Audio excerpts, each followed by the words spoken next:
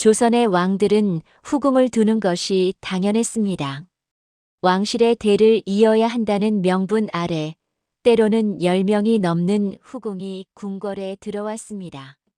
태종은 19명의 후궁을 두었고 성종은 13명, 중종은 11명의 후궁과 함께 왕실을 꾸렸습니다. 후궁 제도는 단순히 왕의 사생활이 아니었습니다. 그것은 왕실의 혈통을 보존하고 여러 양반 가문과 정치적 균형을 유지하는 국가 시스템이었습니다. 아들이 많으면 왕실이 번성한다는 믿음 속에서 후궁은 조선 왕조 500년을 지탱하는 하나의 기둥이었습니다. 하지만 단 한 명의 왕만은 달랐습니다. 15년의 재위 기간 동안 단 한 명의 후궁도 들이지 않은 왕. 현종. 1659년 19세의 나이로 왕위에 오른 그의 곁에는 오직 한 사람, 명성왕후만이 있었습니다. 신하들은 수없이 후궁 간택을 간청했습니다. 전하, 왕실의 대를 위해 후궁을 들이셔야 합니다. 만에 하나 세자에게 무슨 일이라도 생긴다면 어찌하시렵니까? 그럴 때마다 현종은 침묵으로 답했습니다. 실록은 어느 날의 장면을 이렇게 적고 있습니다. 한 신하가 후궁 간택을 재차 청하자 왕이 그를 오래도록 노려보았다고. 결국 그 간택은 무산되었습니다. 이 선택 뒤에 숨겨진 진실은 무엇이었을까요? 어떤 이는 명성왕후의 강한 성격 때문이라고 말합니다. 어떤 이는 현종의 온화한 성품 때문이라고 해석합니다. 또 어떤 이는 당시의 정치적 혼란과 예속 논쟁이 그에게 다른 선택의 여지를 주지 않았다고 분석합니다. 하지만 오늘 우리가 살펴볼 이야기는 그보다 더 깊은 곳에 있습니다. 한 사람의 왕이 시대의 관습을 거부하고 왕실의 전통을 깨고 오직 한 명의 왕비와 함께 왕권을 지켜낸 15년의 기록. 그 안에는 정치적 계산과 인간적 갈등, 그리고 역사가 기억하는 것보다 훨씬 더 복잡한 선택들이 얽혀 있습니다. 지금부터 7가지 핵심 장면을 통해 조선 유일의 후궁 없는 왕 현종의 진실을 함께 들여다보겠습니다. 1659년 5월 4일, 효종이 갑자기 세상을 떠났습니다.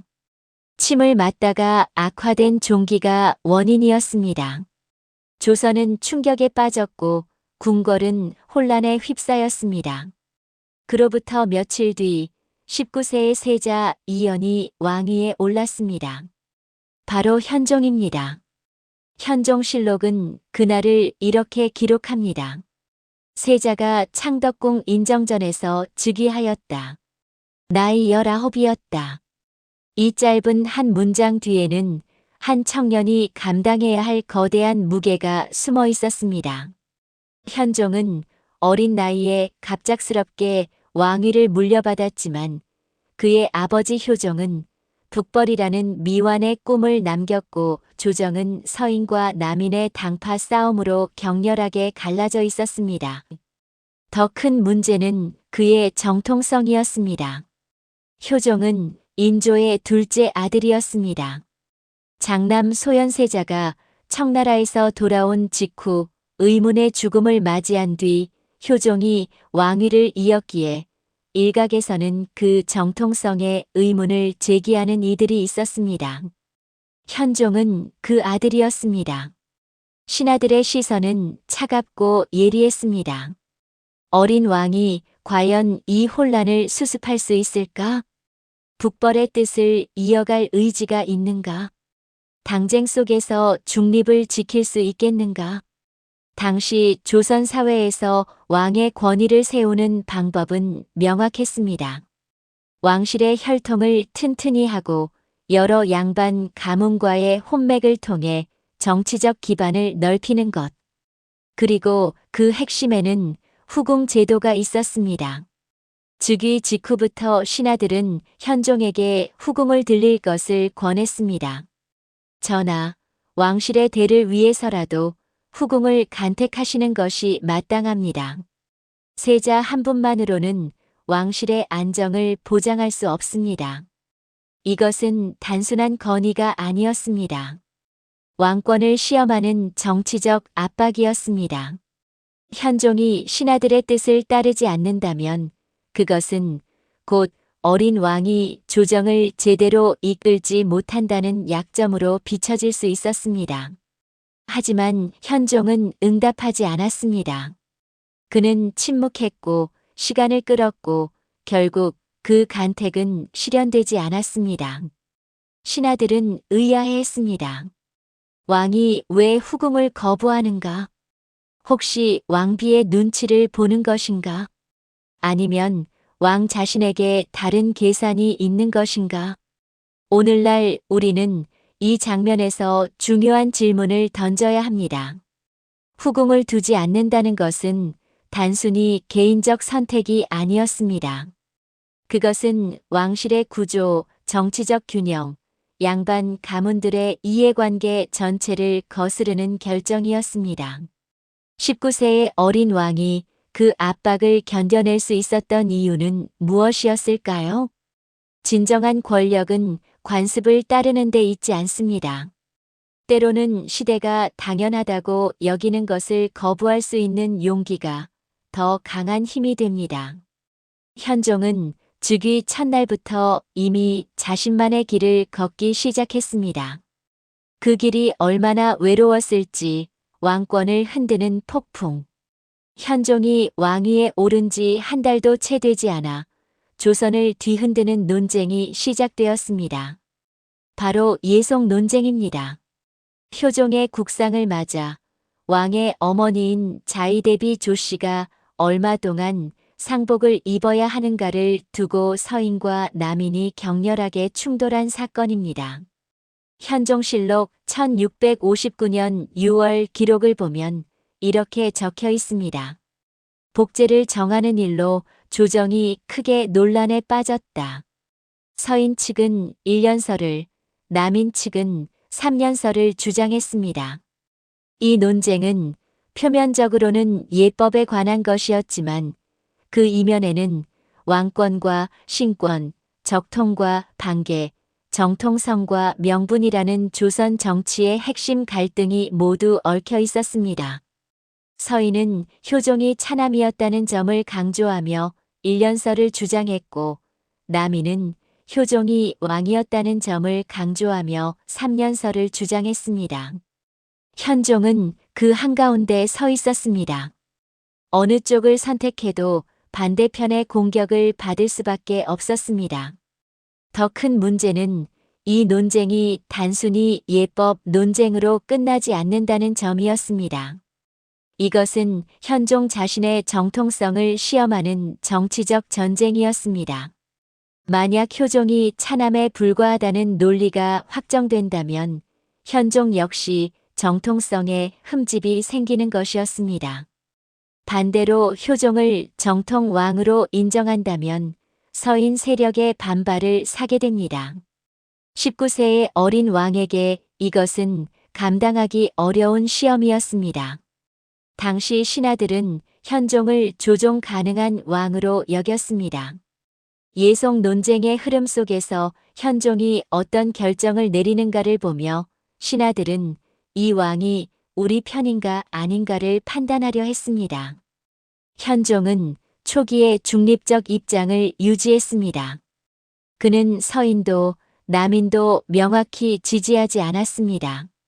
이것은 우유부단함이 아니라 계산된 전략이었습니다. 어느 한쪽을 명확히 지지하는 순간 그는 당파의 왕이 되고 왕권은 약화될 것이었습니다. 현종은 시간을 끌고 논의를 지연시키고 최종 결정을 미루며 조정을 관찰했습니다. 그 과정에서 그는 중요한 교훈을 얻었습니다. 왕권은 신하들의 손에 의해 쉽게 흔들릴 수 있다. 외척과 당파는 왕을 이용하려 든다. 후궁은 사랑이 아니라 정치적 칼이다. 오늘날 우리 사회도 비슷한 구조를 가지고 있습니다. 어떤 선택을 하든 비판받는 위치에 서 있을 때 중요한 것은 어느 한쪽에 기대는 것이 아니라 자신의 중심을 지키는 것입니다. 현종은 예속 논쟁 속에서 외롭게 서 있었지만 그 외로움이 그에게 독립적 판단력을 길러주었습니다. 후궁을 두지 않겠다는 선택 역시 이 시기의 경험에서 비롯된 것일 수 있습니다. 후궁을 들인다는 것은 곧 특정 가문과의 연결을 의미했고 그것은 다시 당파 싸움의 불씨가 될 수 있었습니다. 현종은 그것을 원하지 않았습니다. 혼란한 시대일수록 중심을 지키는 것이 중요합니다. 모든 사람이 자신을 끌어당기려 할 때 흔들리지 않는 것이야말로 진정한 힘입니다. 현종의 예속 논쟁 대응은 후일 그가 후궁 없는 왕권을 유지할 수 있었던 밑거름이 되었습니다. 끝없는 요구. 현종 즉위 3년째인 1661년. 조정에서는 다시 한번 후궁 간택 논의가 불거졌습니다. 현종실록에는 이런 기록이 남아 있습니다. 대신들이 후궁을 간택할 것을 청하였으나 왕이 윤허하지 않았다. 표면적인 이유는 명확했습니다. 왕실의 대를 위해 후궁이 필요하다. 만약 세자에게 무슨 일이 생긴다면 왕실은 후사가 끊길 위험에 처한다. 다른 왕들도 모두 후궁을 두었는데 전하만 예외일 수는 없다. 신하들의 논리는 일견 타당해 보였습니다. 당시 영아 사망률은 매우 높았고 왕실의 자녀들도 예외가 아니었습니다. 실제로 현종과 명성왕후 사이에서는 일남 삼녀가 태어났지만 명성공주와 명예공주는 어린 나이에 세상을 떠났습니다.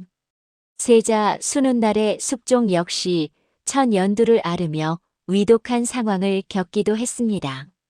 이런 상황에서 신하들의 우려는 근거 없는 것이 아니었습니다. 하지만 현종은 계속 거부했습니다.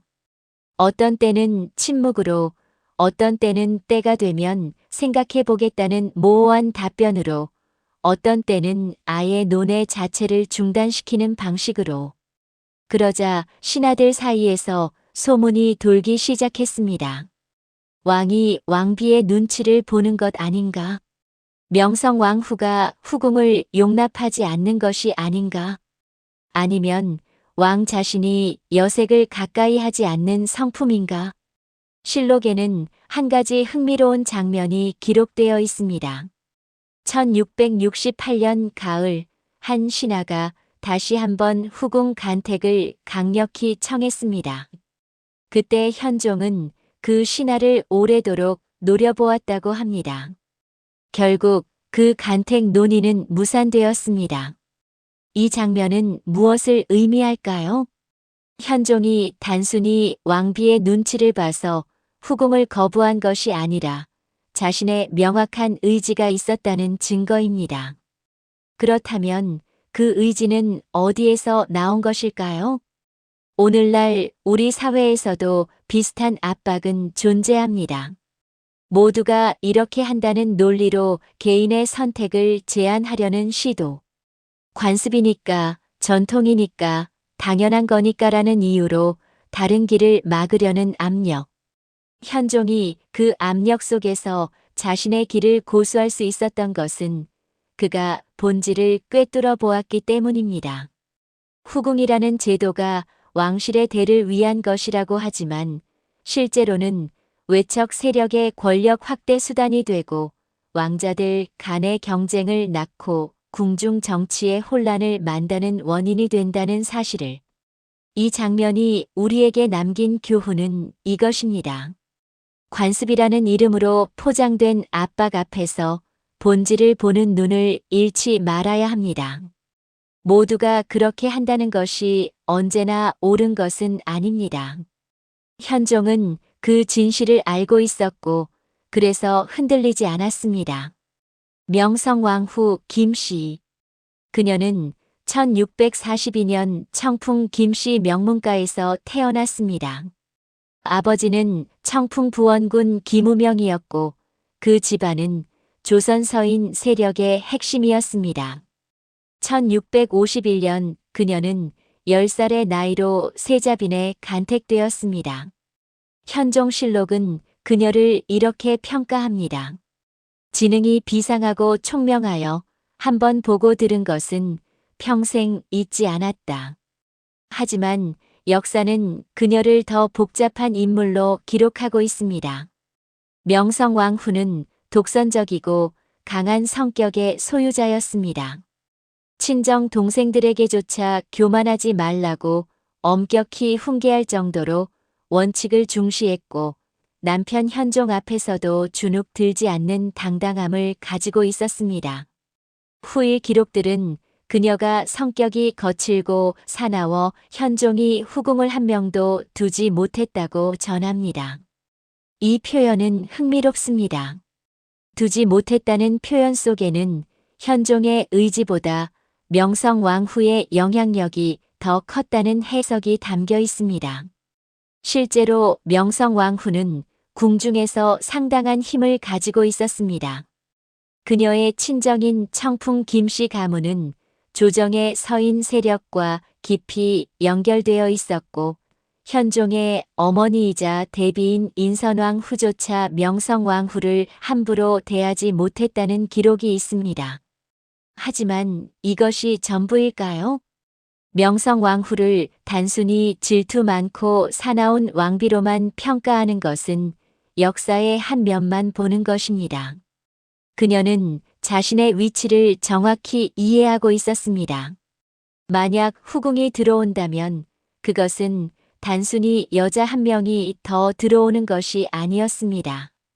그 후궁의 가문이 함께 들어오고 새로운 정치적 세력이 형성되고 왕실 내부에 또 다른 파벌이 생기는 것을 의미했습니다. 명성왕후는 그것을 원하지 않았습니다.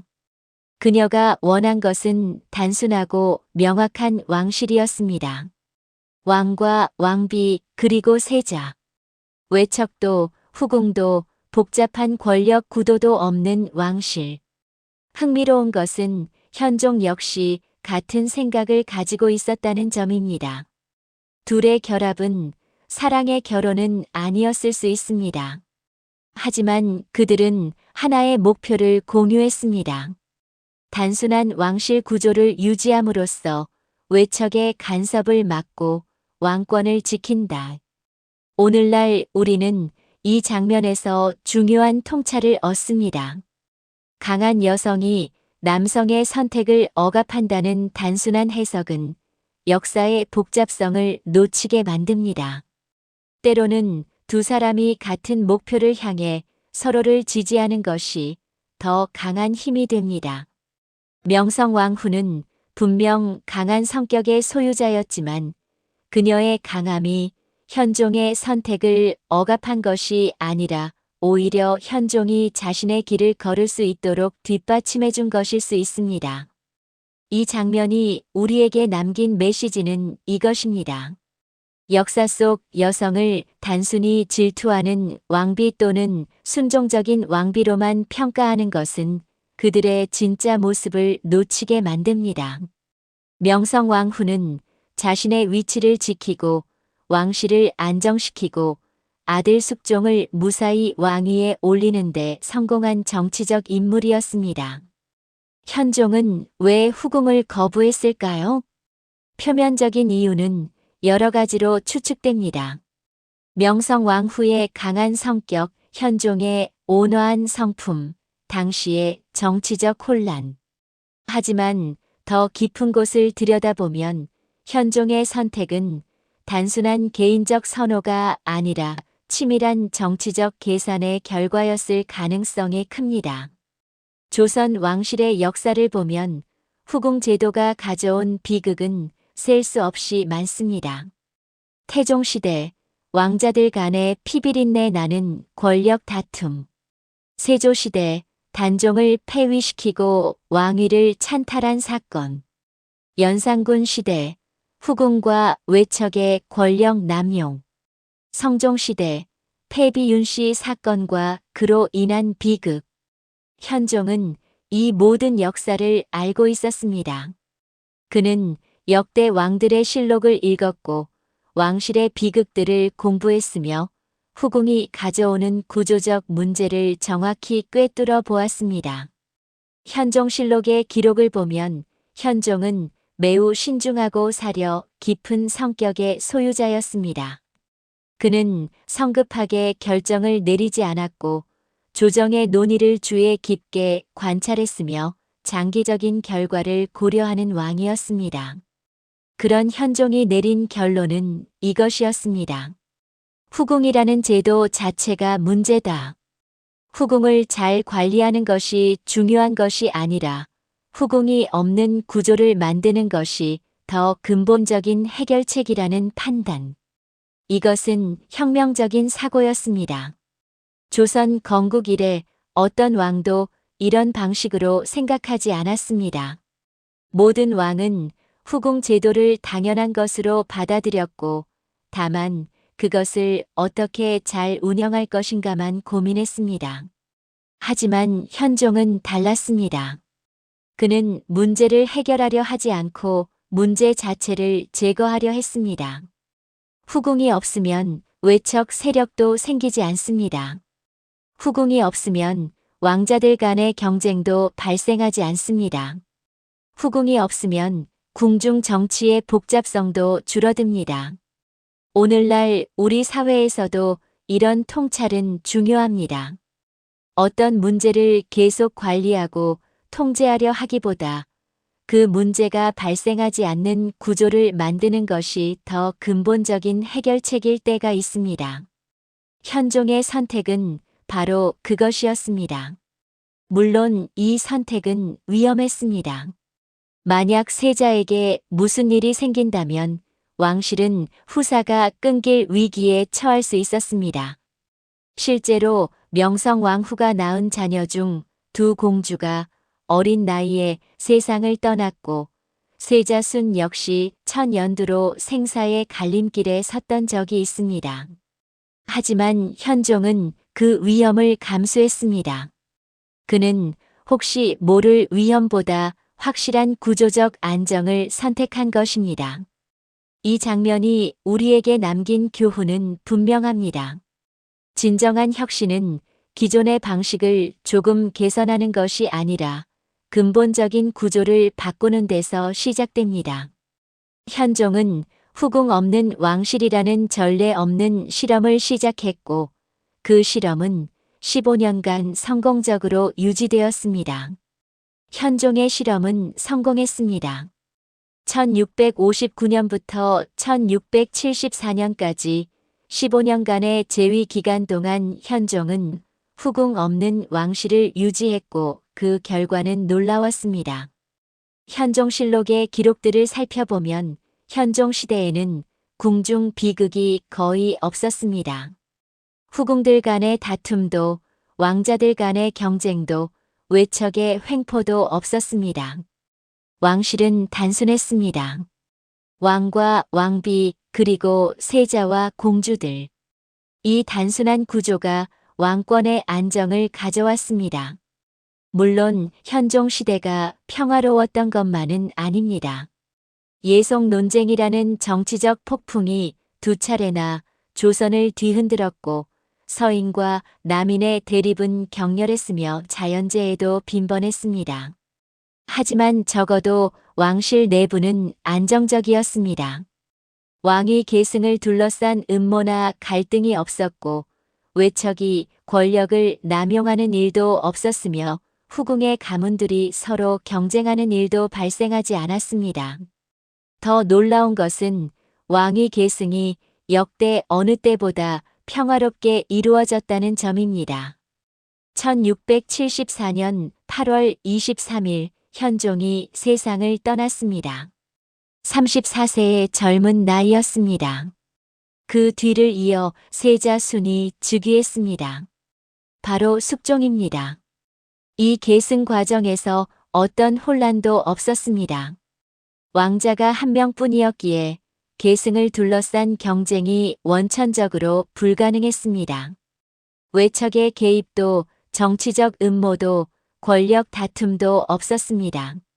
조선 역사상 이보다 더 평화롭고 안정적인 왕위 계승은 드물었습니다.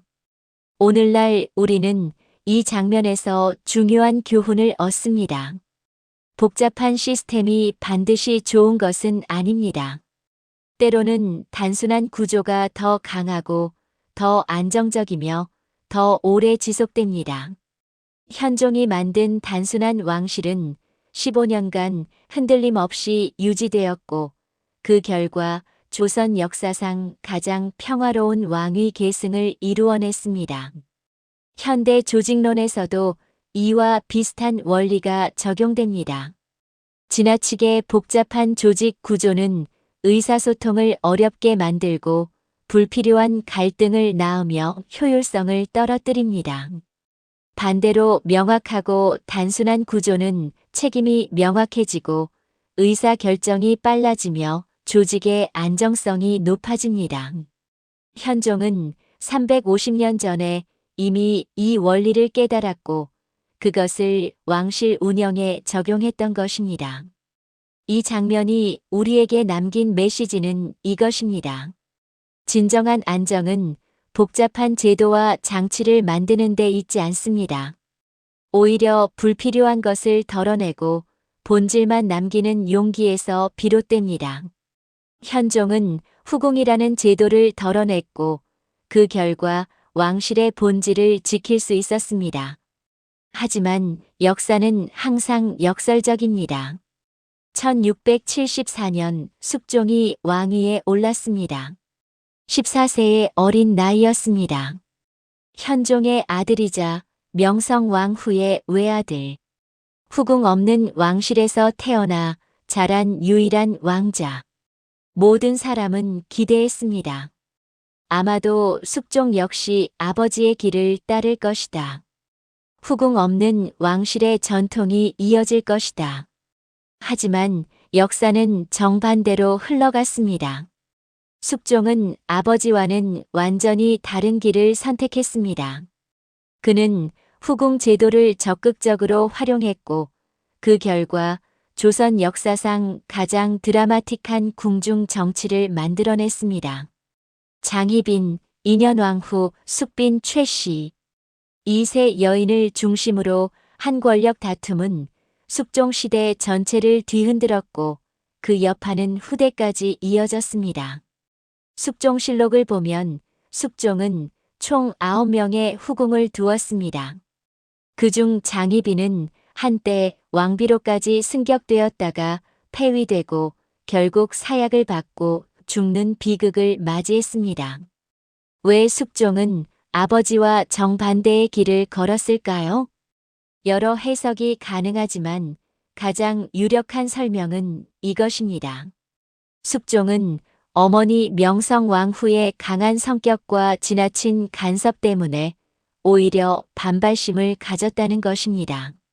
실록에는 명성왕후가 대비가 된 후 정치에 깊이 개입하고 숙종에게까지 강하게 의견을 제시하는 장면들이 자주 등장합니다.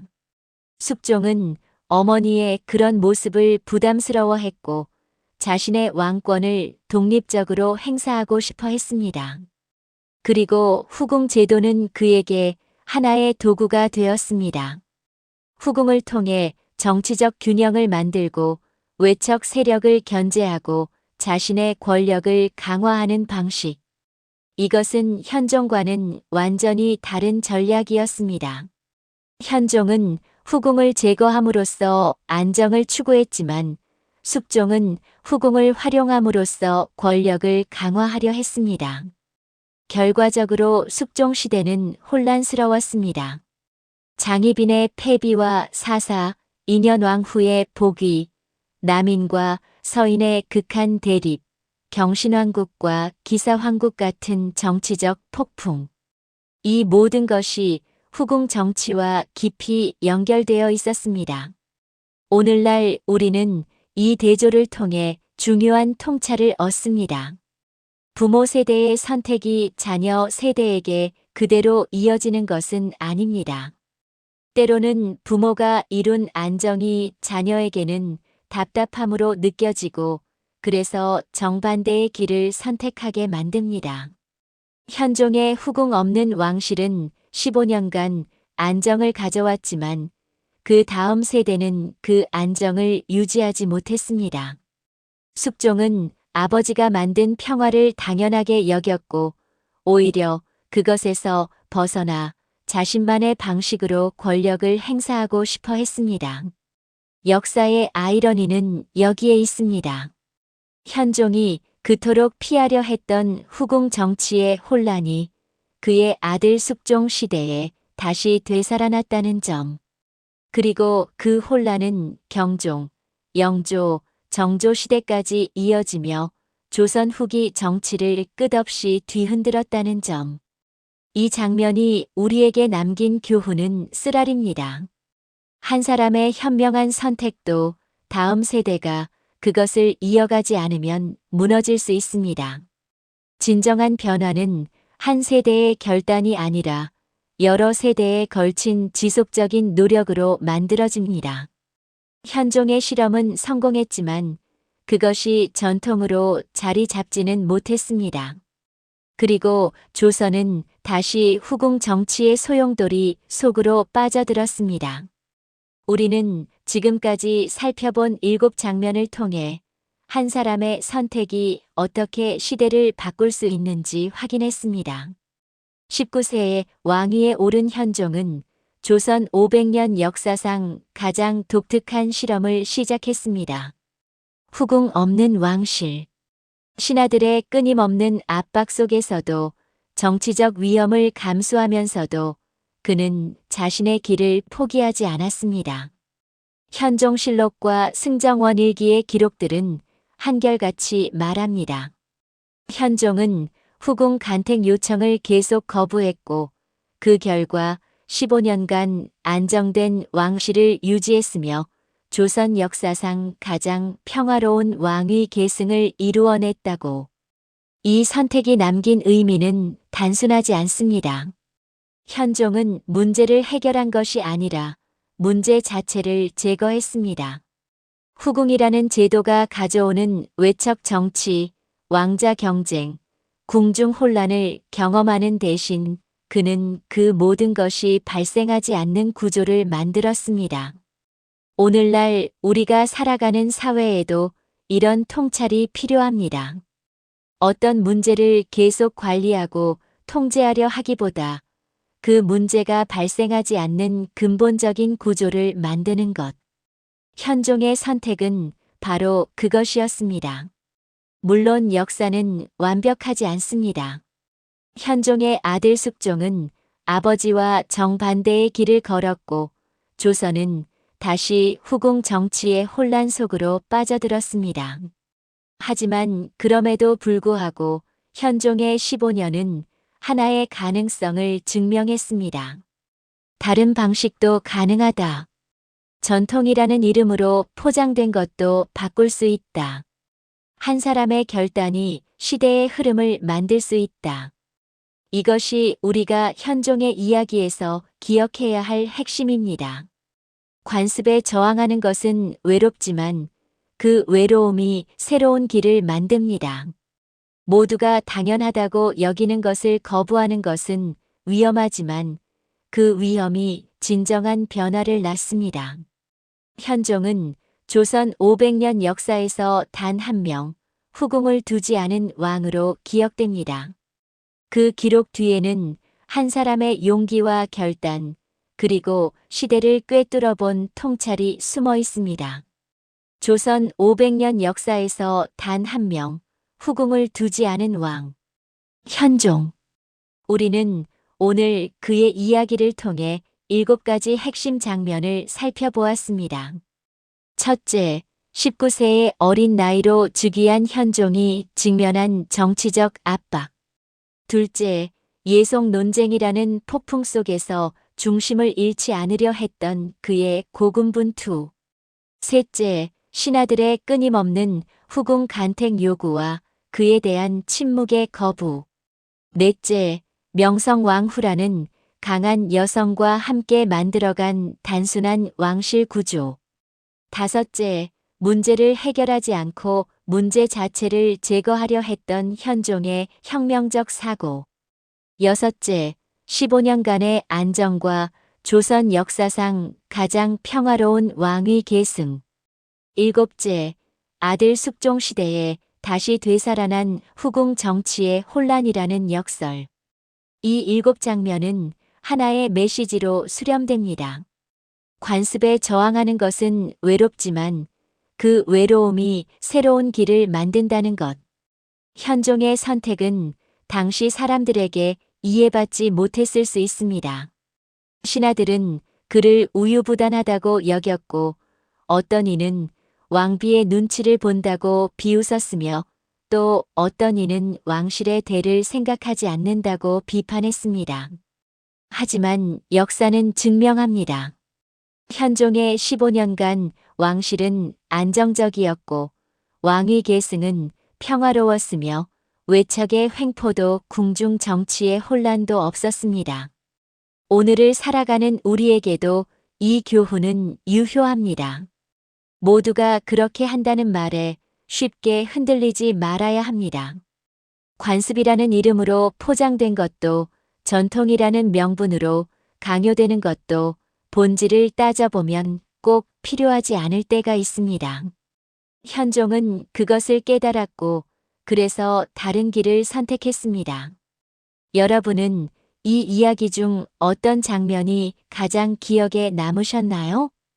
어린 왕이 거대한 압박 속에서도 중심을 잃지 않으려 했던 모습이었나요? 아니면 명성왕후와 함께 단순한 왕실을 만들어간 과정이었나요? 혹은 숙종시대에 다시 되살아난 후궁 정치를 보며 느낀 안타까움이었나요? 댓글로 여러분의 생각을 나눠주세요. 이 이야기가 의미 있었다면 좋아요를 눌러주시고 구독 버튼을 눌러 다음 이야기도 함께 만나요. 다음 시간에는 또 다른 시대, 또 다른 인물의 숨겨진 이야기를 찾아갑니다. 역사는 오래전 이야기가 아니라 오늘의 우리에게 길을 비추는 등불입니다. 긴 시간 함께 걸어주셔서 감사합니다. 현종의 선택이 여러분의 마음속에도 작은 용기의 씨앗이 되기를 바랍니다.